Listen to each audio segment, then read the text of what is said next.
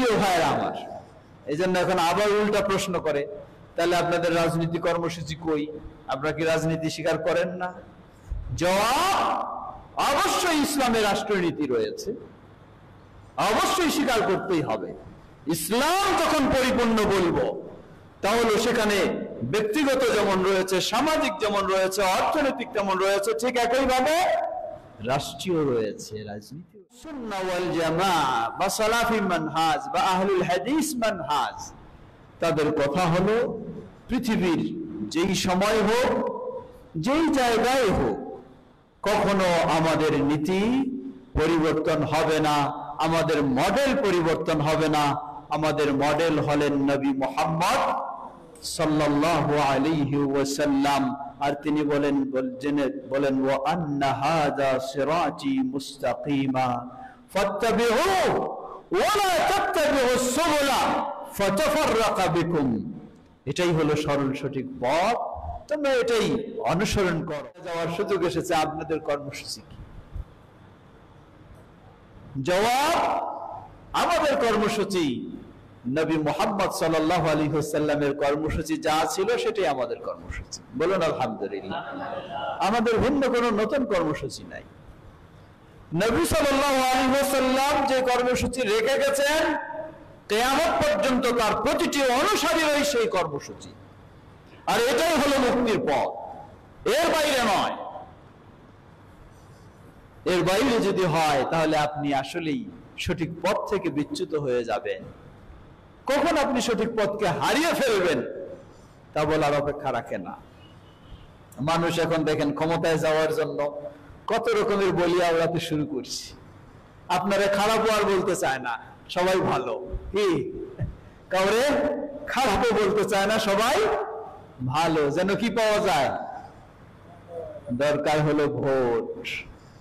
কাউরে যদি বাছাই করা শুরু করি, আমি খারাপ বলি, এটা চলবে না, এটা চলবে না, তাহলে তো আমি কি পাবো না?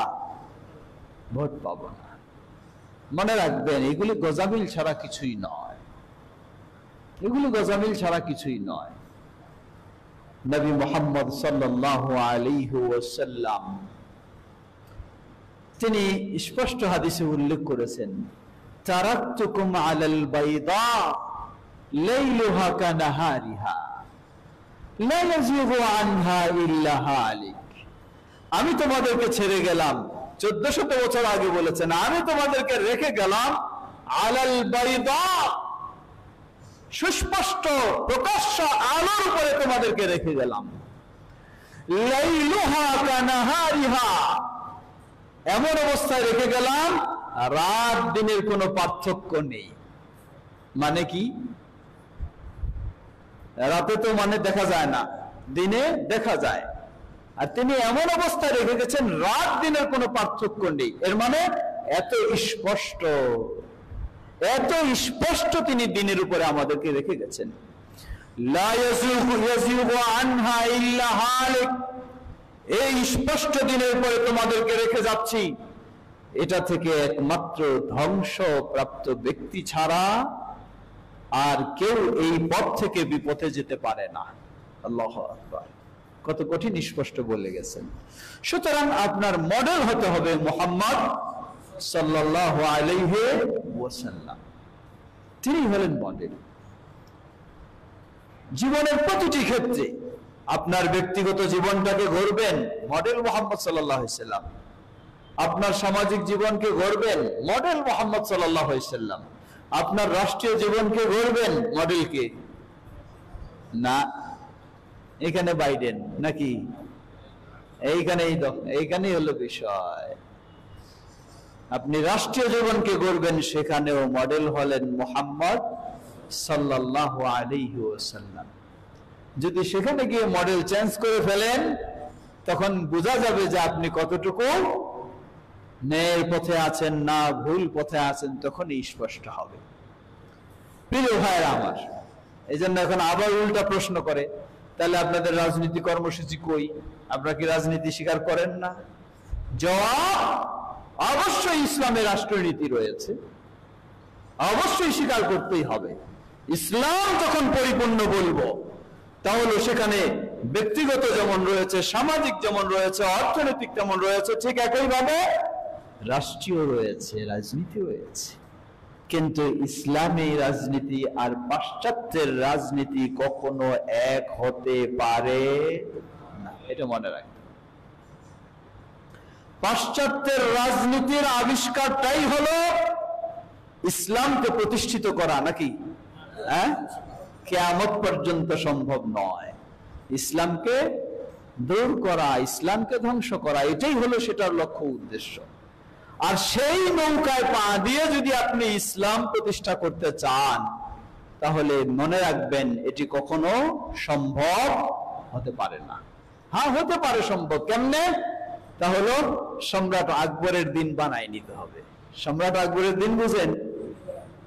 দিন ইলাহি বুঝেন? কোরআন সুন্নাহর দিন নয়, দিন ইলাহি। এইটা বানাই নিতে হবে, তাহলে আপনি পারবেন, সব জায়গায় চলতে পারবেন। কিন্তু মুহাম্মদ সাল্লাল্লাহু আলাইহি ওয়াসাল্লামকে যদি মডেল গ্রহণ করে আপনি চলতে চান, রাষ্ট্রীয়ভাবে, রাষ্ট্রীয় ক্ষমতায়, রাষ্ট্রনীতিতে, রাজনীতিতে, তাহলে আপনি এইভাবে চলতে পারবেন না। এখন তাহলে আমি কি করব?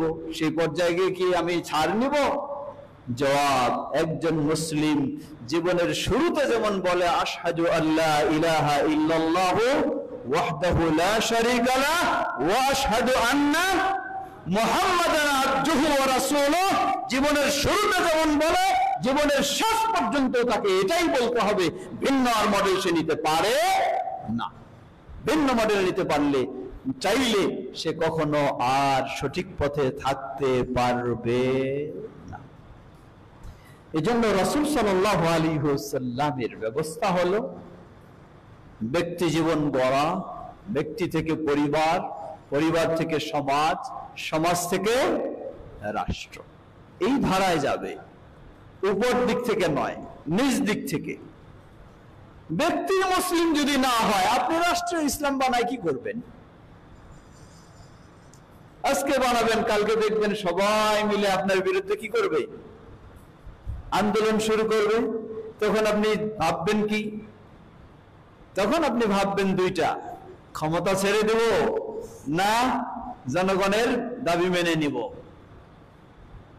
যদি বলেন যে না, ক্ষমতা তো ছাড়া যাবে না, তাহলে জনগণ যাই চায় তাই কি করতে হবে? মানতে হবে। জনগণ যাই চায় তাই মানতে হবে। ইসলাম যদি কবর পূজারি ইসলাম হয়, মেনে নিতে আপনি বাধ্য হবেন। ক্ষমতা যখন ধরে রাখতে চাইবেন, অসুবিধা নাই, এও তো ইসলাম। হ্যাঁ, আহলুস সুন্নাহ ওয়াল জামাআহ বা সালাফি মানহাজ বা আহলুল হাদিস মানহাজ, তাদের কথা হলো পৃথিবীর যেই সময় হোক, যেই জায়গায় হোক, কখনো আমাদের নীতি পরিবর্তন হবে না, আমাদের মডেল পরিবর্তন হবে না। আমাদের মডেল হলেন নবী মুহাম্মদ সাল্লাল্লাহু আলাইহি ওয়াসাল্লাম। আর তিনি বলেন ওয়া আন্না হাযা সিরাতি মুস্তাকিমা ফাত্তাবিউহু ওয়া লা তাত্তাবিউস সুবুলা ফাতাফাররাকা বিকুম। এটাই হলো সরল সঠিক পথ, তোমরা এটাই অনুসরণ করো। তোমরা ডানে বামের পথগুলিকে অনুসরণ করো না। সমবেত দিনে ভাই সকল, আরেকটু ফিরে আসি সামনের দিকে। এখন কেউ প্রশ্ন করতে পারেন যে অবশ্যই আমরা এটাই বিশ্বাস করি এবং এ পথে আমরা চলব, তাহলে এ পথে চলতে হলে আমাদের জন্য কি নির্দেশনা রয়েছে?